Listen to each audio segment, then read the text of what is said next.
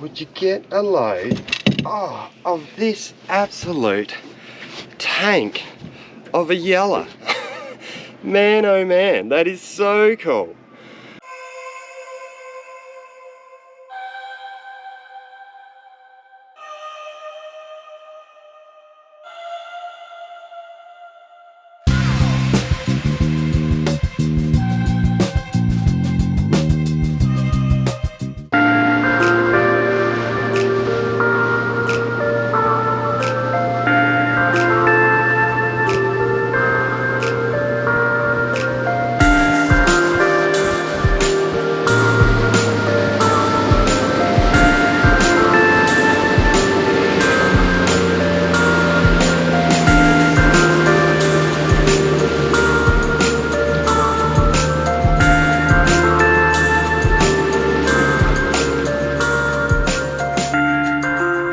G'day everybody and welcome to another Full Scale Fishing Adventures episode. Today we are on the beautiful Lower Murray River. It's still running at about 21,000, so the water's brown. The lure fishing is pretty garbage at the moment, so I thought it would be a good opportunity to come down and do something that I haven't done for years, and that is fish with some live shrimp in the snags and see if we can't catch a couple of yellows. So I've been out this morning already and I've collected some shrimps. I've got a yabby as well, but I just put them in a bucket here with some leaves and stuff like that so they don't attack each other and kill themselves before I get a chance to use them. But it's amazing like how important shrimp, like their role is in the River Murray. Not only do you get all the smaller fish like yellows and silvers and carp and all that sort of stuff eating them, but the bigger fish like cod eat them as well. And I was once told by an old bloke back in the days when they used to keep cod that some cod would have really big food items in their stomachs like carps and you know, yellows and stuff like that. And then other cod, pretty much like cows, they would go onto the weed beds during an evening and just mooch around and just eat shrimps, and their bellies would just be chock-a-block full of thousands of shrimp. So shrimp play a really important part of the Murray River system. They're a really cool little animal. They're plentiful and they make a great bait. All right, so what I'm using is a Kuma Syros bait cast combo. It's 4 to 8 kilo rod, 6'6", and it's loaded with 20-pound platypus braid, and I've gone with a 20-pound fluorocarbon leader. I'm simply using a small pea-sized sinker and then just a 1/0 hook on the end. And a bait cast is really good for this style of fishing because you want your bait near the bottom, and with a bait cast you just click it in and out of gear just to adjust the depth to make sure you're always keeping good contact with the bottom. So shrimps are pretty easy to rig up, and what I like to do is I like to get one good size one. So that's a really nice one, and then I like to pin it from the back of the tail through to the front and right on the tip. So right on the tip of its tail, we've gone through the back side out to the underside of the shrimp. And then I like to actually grab another shrimp, like a smaller size one. So one just like that. So we've gone about a half size. And with that one I actually go from the underside to the outside, again right on the tip of the tail.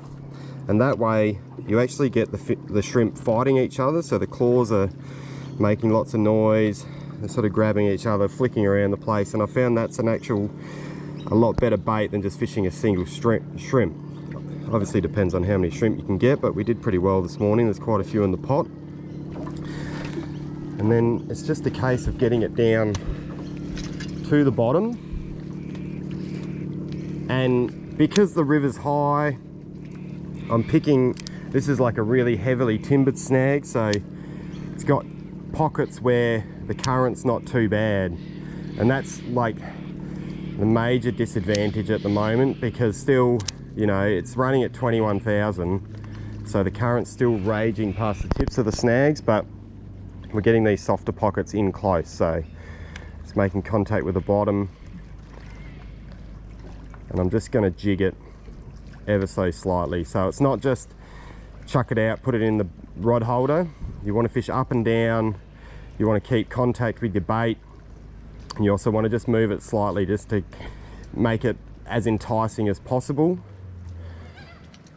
And yellows and all natives are implosion feeders, so when you feel a bite, the fish has actually sucked it in, and that's when you need a strike. You don't want to wait for another bite, because that first bite is when the fish has actually eaten it.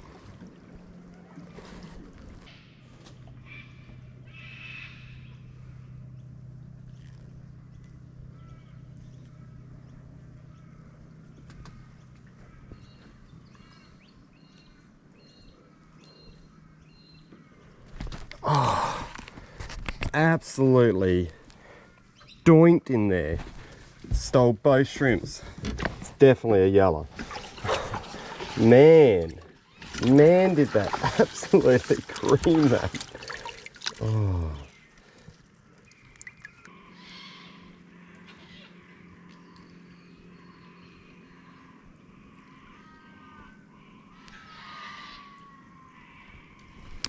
Got him that time. Got him that time. Oh, look at the size of that yellow. Holy cow.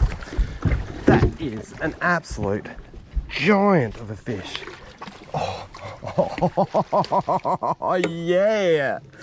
Woo, that's a mega yellow. And the hook just popped out of him. Wowzers, wowzers. Look at the size of that thing. Holy dooly.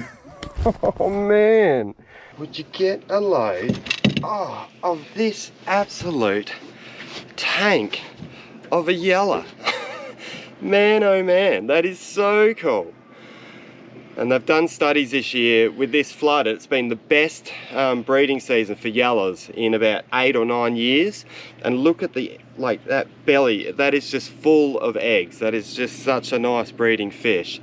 So he's definitely going back in, but what an absolute stonker yellow.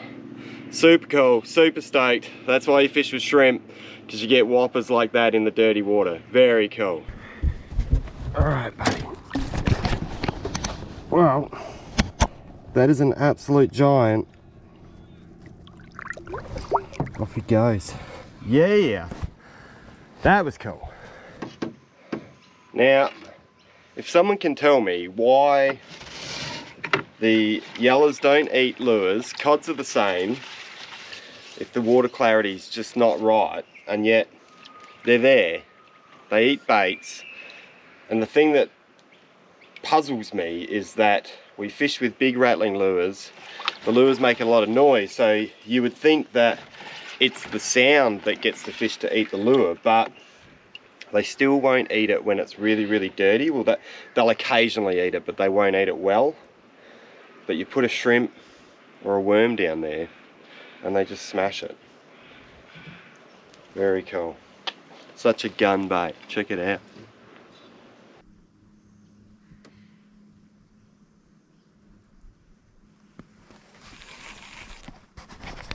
Alright, well, we've given that snag probably 20 minutes, 25 minutes.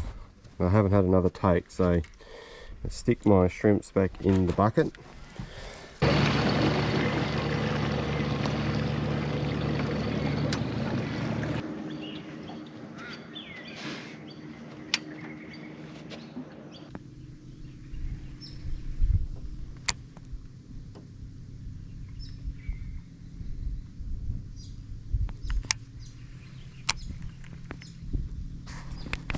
It's had a good rattle just then. He didn't steal the shrimps though, so we'll see if he comes back. Bubbles. Bubbles could mean carp. It was a good rattle though. There he is again. Definitely feels carpy. Yellows are definitely like a dunk. Good bite, whereas that's sort of a bit of a rattly thing. Could be a carp.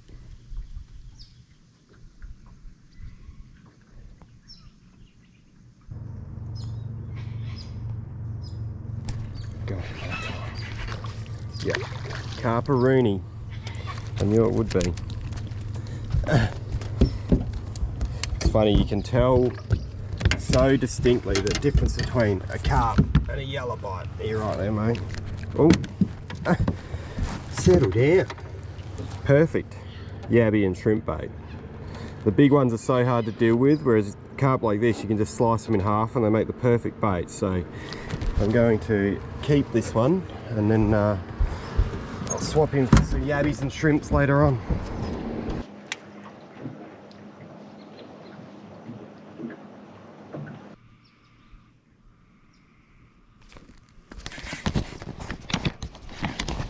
What is that?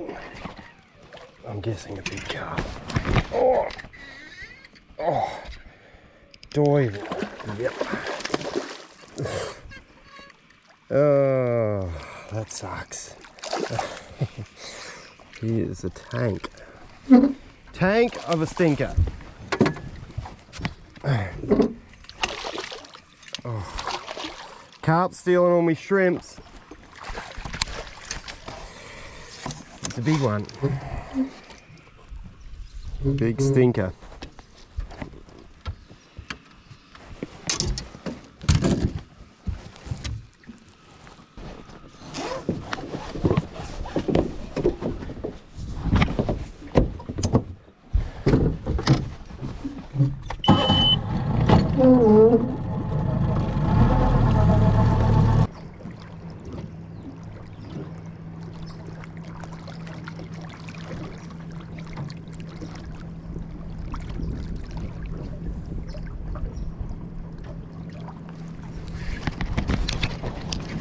Please be a yellow. Please be a yellow.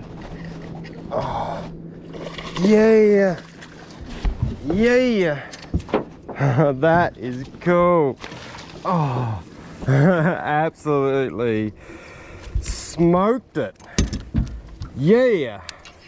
That was awesome. Super happy with that one.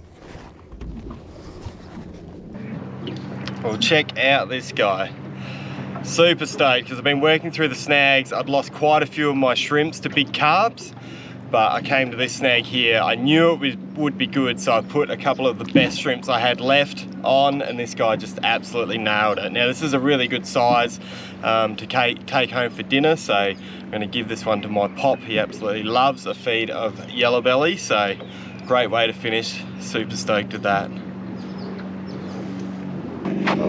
Well, that is it. Hopefully you enjoyed the episode. I know it'll be nice to get back to lure fishing again, but I think the river's flooded 3 times in my lifetime. So during these times, it's just nice to adapt. You can still go out and catch some fish and have a good time. If you haven't already, please subscribe to the channel. It helps a lot, and I will catch you all next time.